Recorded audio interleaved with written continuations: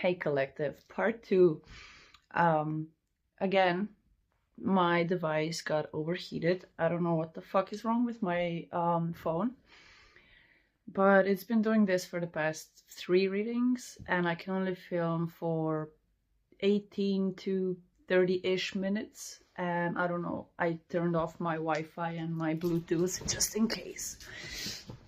So we can get through this like we should. I got cramps in both my legs. Fuck. Okay.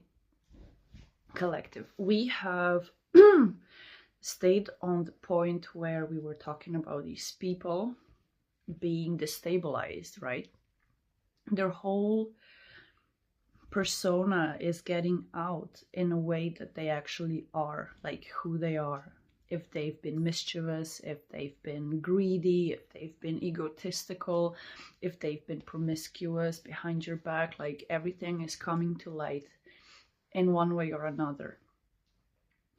And they're being destabilized in their finances and their material security. So they might be either losing a car or maybe even a home, a job, just something that brings them stability. They could also be losing certain family members because they've been fighting with them and being too verbal and too nasty with them. So maybe their parents are cutting them off from helping them out in any way.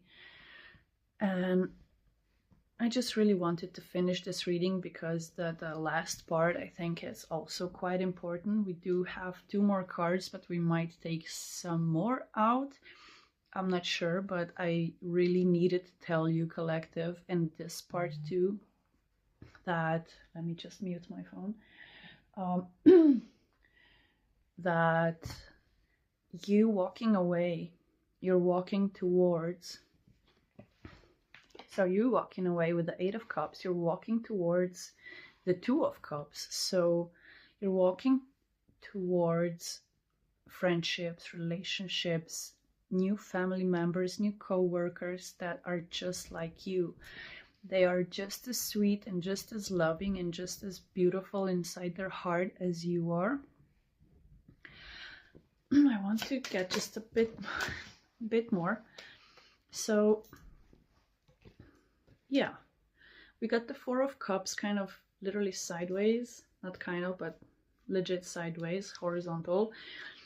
But it's more like, you know, it was like this. So I feel like if we turn it clockwise, it would be more upside down. So I'm gonna read it as that.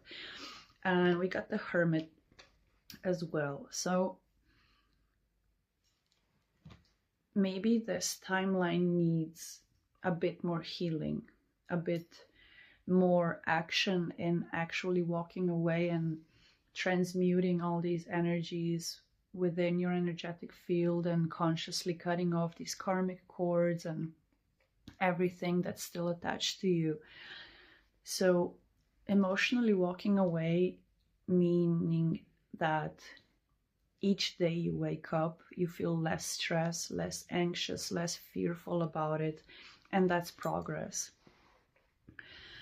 And with said progress, with said, so you've been internalizing, you went within so deeply, under so many layers of emotions. For instance, you were dealing with being sad or disappointed. And then once you dealt with that emotion, you got angry and you dealt with that emotion, and you got frustrated and you dealt with that emotion. So walking away, emotionally walking away, meaning walking away from negative emotions towards positive emotions, transmuting those into excitement and joy and love. And that's exactly what you're doing. And with doing that, with transmuting in this way, where you actually process the negative emotions, like you feel them, you cry them out, you yell them out, even if it's just into a pillow, you sing it out, you know, do your thing in your own way.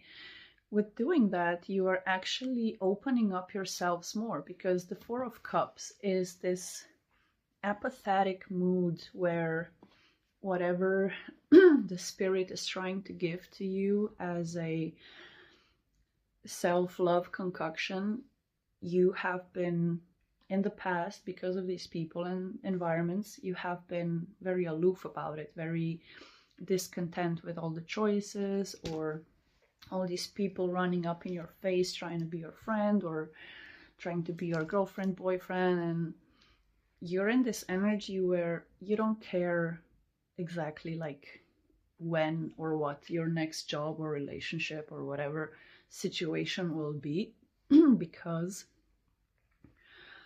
you yourself are very content with who you are and what you've went through.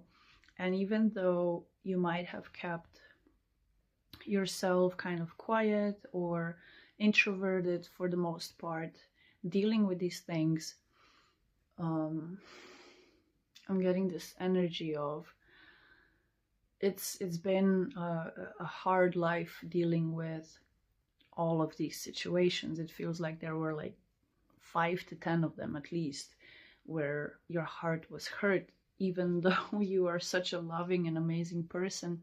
People always took advantage of you, and now is the time where you also walk towards your self-respect a lot more, not being so open about it. And or if you have been quite introverted, you're now letting people in a bit more in your auric field, in your surroundings, or you're sharing a bit more of your time with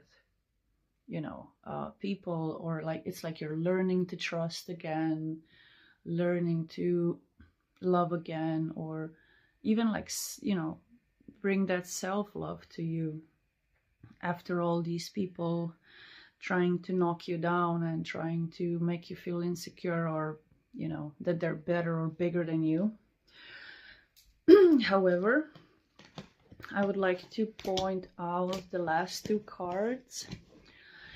We got the Ace of Wands with the Devil underneath. So the Devil is all of these attachments, addictions, or codependencies that you're now unchaining yourself from. I'm not getting this Devil as something to worry about, unless it's if you are a female that likes men romantically. You should be careful about, I'm hearing Sagittarius, but also you should be careful when it comes to being intimate with people again, because I'm getting this phallic energy here where the Devil is like males trying to take your womb power, trying to take your life essence. So be really careful to maybe rather stay in celibacy for a bit longer until you come out of this rut, because you are a very powerful person. Your energy is super high vibrating and super loving, and people will always try to take advantage of you being, quote unquote, naked in front of these people and revealing your whole soul to them. It's like, it's not that you're naive, you're just way too trusting, and people will try to take advantage of you because they want your energy and your power. So be really careful when it comes to people with big egos or people with big D energy, is what they say, like especially Aries, Sagittarius, and Capricorn, and Scorpio. These signs might be a bit egotistical when it comes to seducing you, my females out there. And if you're a man, be careful of giving your stick to people, especially Capricorn, Scorpios, and Aries, because they might change your whole trajectory of life in a way where you will stop focusing on what you're here to do. So I'm getting the advice is to lay low on sex you will encounters until you are feeling yourself confident again. And even then, be very careful, because people will try to bombard your confidence. They will try to bring it back down to the levels of control. Yeah, I'm getting a lot of control and a lot of ego here.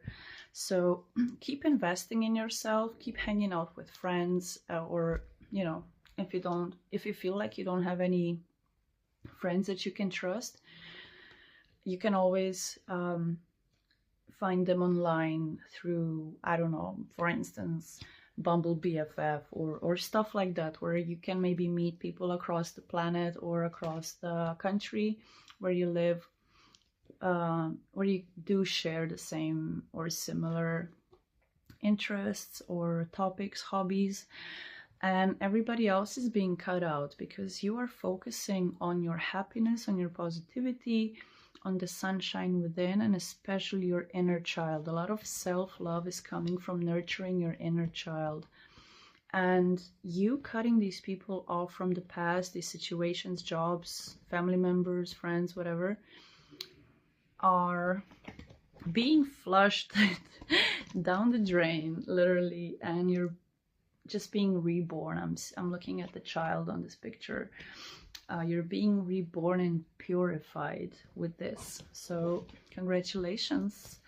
You're moving slow, but you're moving towards yourself.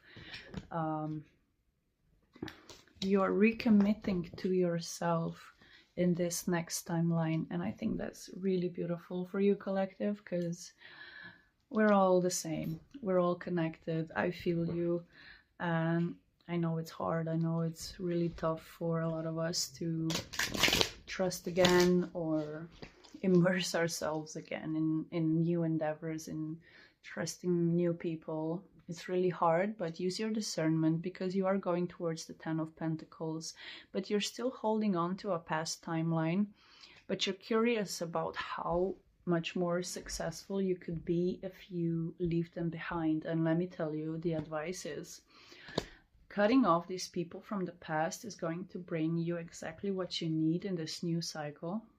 The wheel is turning in your favor, and it's all about you reclaiming your inner child, like making your inner child proud of who you are today. So it might take some time, you know, it might take some months, maybe even up to 7 months, to truly, you know, imagine from this point where you're watching, 7 months down the line, and now is this time. Now we're 7 months ahead, right? This is the point in time where you will look around and feel and see why it needed so long and why it took so many no's in between, like NO's in between, to get to this point where you're happy and content and thriving and living your best life on your highest timeline.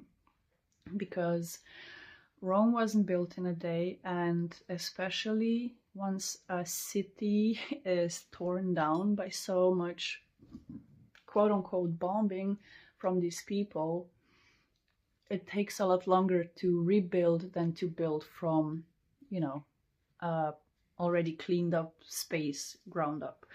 So it's like sometimes our situations in life feel like a setback, but it's really like universe's protection of your essence, because I can relate to this in a way where if I were to be as confident as I was before I met my last ex-boyfriend, I would have gone down the same road and probably wouldn't be talking to you right now. 1444 the timer. I wouldn't be talking to you, and I got another cramp. So yeah, The Jal are trying, right? The devil is at its finest today. Didn't have cramps at all in my legs, but these people are trying to energetically even swap your destiny, swap with your destiny, but they're really trying their best energetically to make you immovable. So anytime you move for yourself, if it's taking a walk or doing that thing, whatever it is, right? It's how you conquer these things. Of course, collective, please cleanse your energies consciously, bathe with water consciously, in with thought or words of may my energy be cleansed as this water is being drained, however you want to phrase it. But a lot of people are going to try to, because their energy is still attached to your energetic field, this is how, because you think about them, or you don't even have to think about them, because they think about you, you start picking that up with your intuition, and it's like polluting your auric field, your vibrational field, frequency field. And I'm getting these leg cramps, especially because it's in my right leg, as these people are really trying their best to keep you from taking action. So whatever action you were planning on taking, whatever movement you were trying to do, especially in asserting yourself or playing out your masculine side and being that confident leader of your life, anytime there's a topic like that coming up, you feel like a setback, or like you don't have enough energy, or like it's just not for you, right? But it's all for you. It's always been all for you, and these people will try their fucking best, collective, to keep you back with, you know, spells or just thoughts. Sorry about the disturbance in the field. But yeah, it's like you're not being set back by any disturbances anymore. Like, you know exactly who you are, you know exactly where you're going, and with you going, it's forcing these people to retreat their energy. And if you recall back your power and energy and soul shards, soul fragments back cleansed, these people are gonna feel it, and they're going to try their hardest to make you feel incapable and unmovable. And just, I'm getting like this, almost like a wheelchair paraplegic energy here, where it's like, energetically I'm speaking, it's like people are trying to cripple your energy. That's why cleansing is so important. That's why mantras are so important. That's why what you're thinking is so super important, because when you think about somebody, it's usually because they're thinking of you, and you're just like getting the transmission. And because you may not know about this completely into your soul, you're like, why am I constantly thinking about this person when I'm trying not to? And they've done such horrible shit to me, and like, there's no reason, right? Well, the only reason is because they're the one attached to your energy field. They're the ones that have trauma bonded with you. They're the ones that feel like they're superior in your life in some way. And this is where we cut these off. I will tell you about the power of prayer now. So I don't really care about religion. I care about personal faith, and I don't care what everybody's, you know, thoughts are on anything. And I don't want to express myself as in what I believe in, because I believe in faith of a single person, right?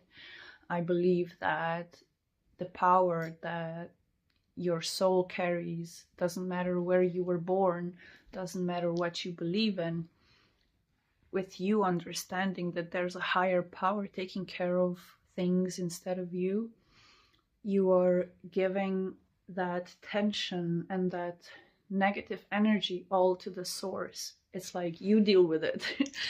I'm just gonna try to focus on the things that I can do, right? Because I cannot change the situation. I cannot change how these people are acting, and I cannot change how I feel. But if you take it to a higher power and say, you know, please, I cannot deal with this. This is not my fight. I wish to be unburdened of these energies. And you, when you wash yourself, you know, crown to root, or bathe, you can enchant the water with words, with, you know, swirls, and give it intention, like give the water that clear, it's like a task. So what I do is, like, I fill up my whole tub of water and put all the cool things inside. It can be spices or herbs or coconut oil, whatever, you know, bubble bath, you name it. You can do it however you like doing it, or just taking a shower. But what I like to do is do it in a tub with salt, herbs, protective herbs, and just kind of swivel around, enchanting the water with the task of it cleansing me of all the energy that it's not mine. And as I drain that water, it's going to, like, take it all out of me, right? And because water is such a high frequency conduit, one of the most conductive elements, you know what I mean, one of the most conductive mediums, you can actually program water, as you can with drinking water. For instance, you have a bottle of water or a glass of water by your bedside table. You can give it a task of, you know, please, water, during the night, take all of the negative energy from my vessel, and then, you know, blah, blah, blah. You do what you want. You say what you want for the water to do. And then in the morning, you pour it out. You throw it out, but into some place where it's not plants or, you know, living creatures drinking it.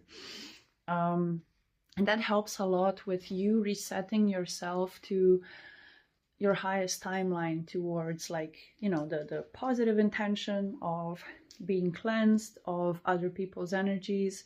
You will be able to, you know, discern what's your energy and what's not. Because if you remember, collective, if you've seen a couple of videos back, when I was in, it was like a wooden background pretty much, I was like crying, and I was like, these are not my emotions. And it was like flipping a switch, and I was like, I probably look like a psychopath, but that's exactly what happens, because it's really not your energy. So once you command it to go back, it just fucks off. And that's great, right? Because I was bawling, crying like my dog died again, and it's too soon for me, right? And I was like, I am in a place where I'm super happy and content and safe.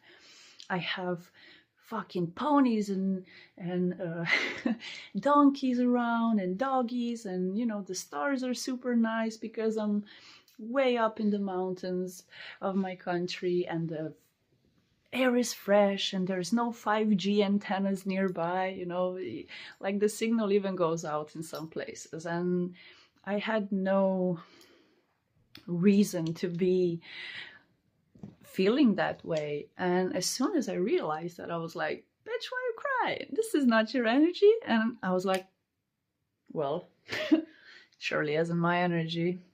And if you have a lot of people that are attached to your energy, it might be a bit harder, because, you know, it's easier when you know who is thinking about you, or you're on that intuitive level where you can hear or see things in your dreams or during the day.